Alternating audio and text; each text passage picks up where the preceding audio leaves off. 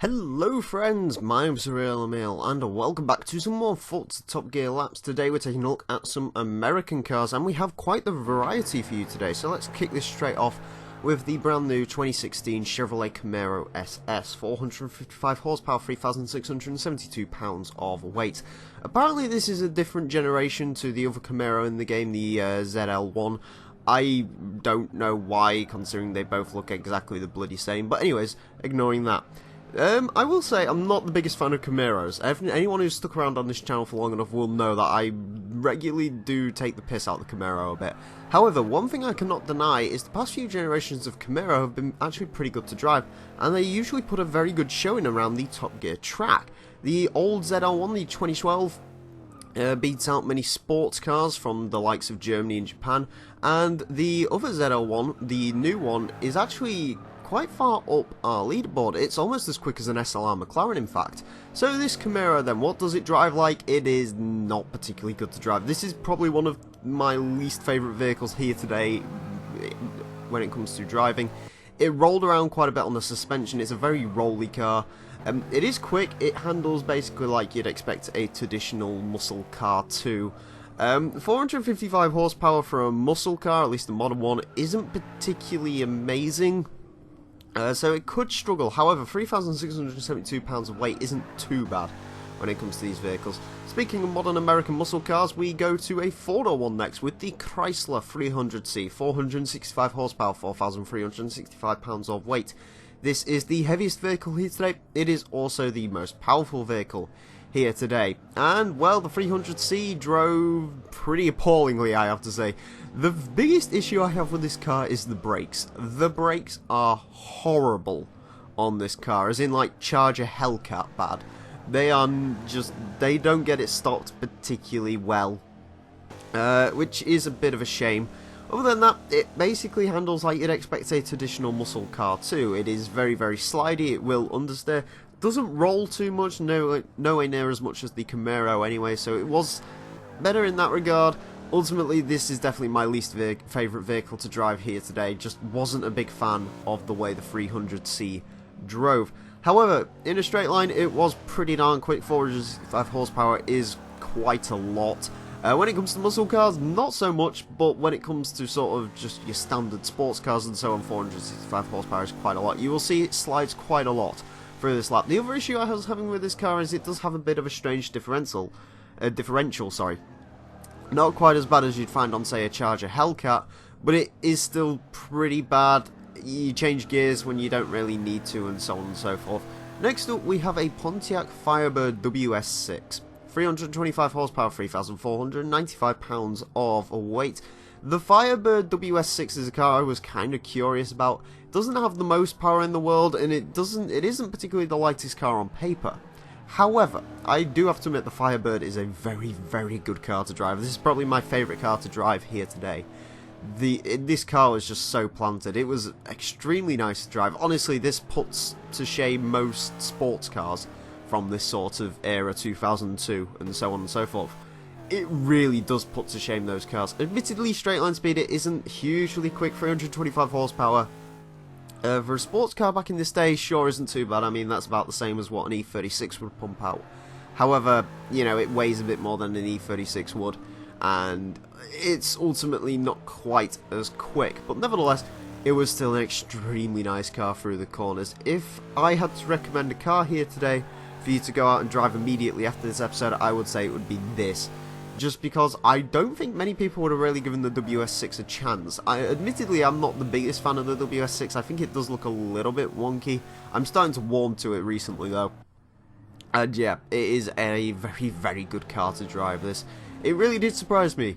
And hopefully it should surprise you, because again, I highly recommend you go out and try this thing out for yourselves. Next thing, we have a 2000 Ford Mustang Cobra R, 385 horsepower, 3,589 pounds of weight.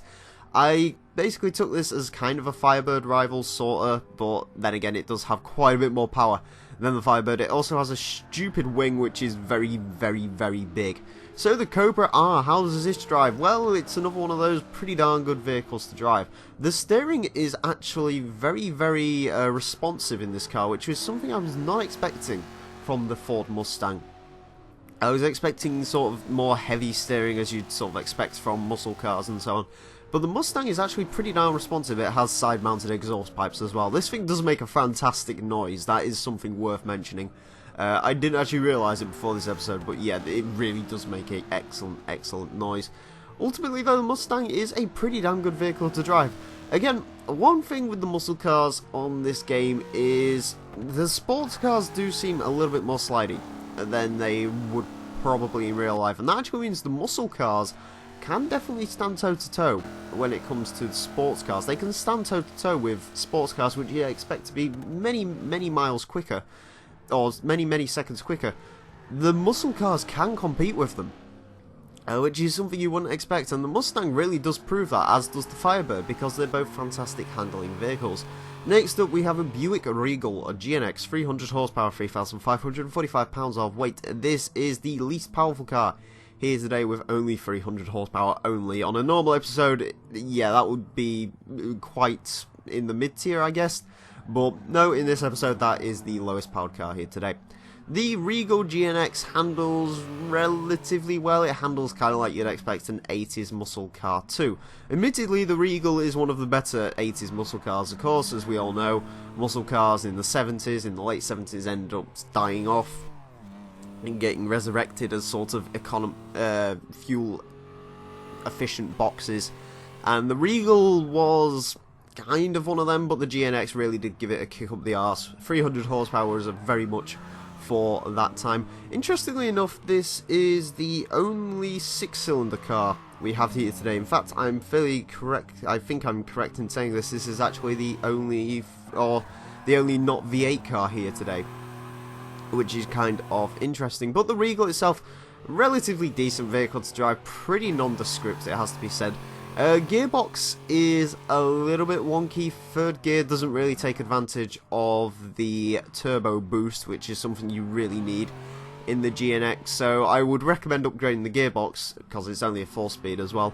But nevertheless, it wasn't a particularly bad vehicle to drive. Next up we have a Dodge Charger Daytona, 425 horsepower, 3,875 pounds of weight. This is the second heaviest vehicle here today, with the 300C only beating it by about 500 pounds, but admittedly compared to sort of your old worldy muscle cars, this does still weigh quite a lot. The Charger Daytona wasn't quite as good as I was expecting it to be. Now, we have had a Charger Daytona go around here before. We had the Fast and Furious one go around, and that was an extremely good vehicle to drive. I also remember I had a racing one of these back in Forza Horizon 2, which was a very good handling car.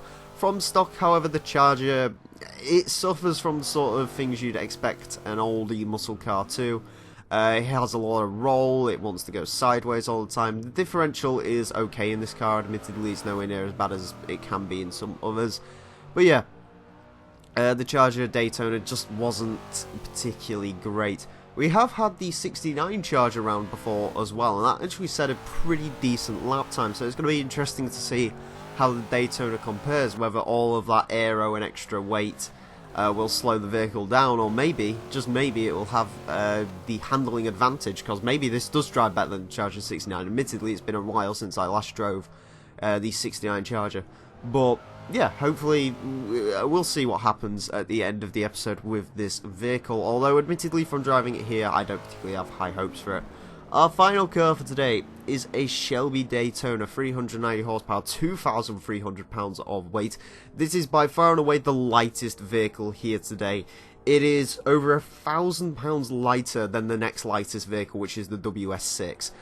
Yeah, this thing is extremely light. So we're kind of expecting this to play in the ballpark of the Ford GT40. It is a Le Mans racer, and like the GT40, this thing has a horribly broken gearbox. First gear goes to about 80 miles an hour. You do actually get out of second in this car. I think I ended up taking third on some of the straights, but you don't really use the gears all that much. The Daytona is a pretty damn nice car to drive, I do have to say. It is much better than the Cobra, the standard sort of Shelby Cobra, which we did have around here about a few months ago. And that vehicle was very slidey, but it was very quick. The Daytona is not quite as quick in a straight line because it does have a little bit less power and it does weigh a little bit more, I believe. However, the Daytona is pretty damn good through the corners. This is a very, very good car to drive, of course, as you would expect from a Shelby Daytona. This always makes it a very, very good race car when you're building a car for a class. And driving the stock Daytona, you can really see why that is the case. Anyways, across the line with the Daytona, onto the times, and the Daytona was the quickest car of the day with a 1:21.585, puts it in 102nd, beats out a Bentley Continental and a Dodge Challenger Hellcat. Surprisingly, the Chevrolet Camaro does very, very well as well, going into 106th with a 121.970, beats out a BMW M4, Audi RS4, Audi RS6. Yeah, them Camaros are very quick around this track. The Ford Mustang Cobra R is next in 129th with a 124.035, beats out an R32 Skyline and an M235i, and the Chrysler 300C, despite its handling woes, gets a 124.422, which means it is quicker than a Volvo S60 Polestar and a Lancer Delta S4. Moving down, the Buick Regal goes into 163rd with a 126.399, beats a Golf R and a Focus R S Mark II, which is very, very good. The Firebird goes into 166 with a 126.635, beats out a 911 Turbo and 850 CSI, pretty quick time from that car. And finally today, the Charger Daytona simply just couldn't keep up, with a going into 208th with a 130.080. Admittedly, that is quicker than most of the muscle cars, beats out a Camaro SS from 1969, for example. However, surprisingly enough, it is over a second down on the 1969 Dodge Charger, which set a 128.494, in case you are wondering.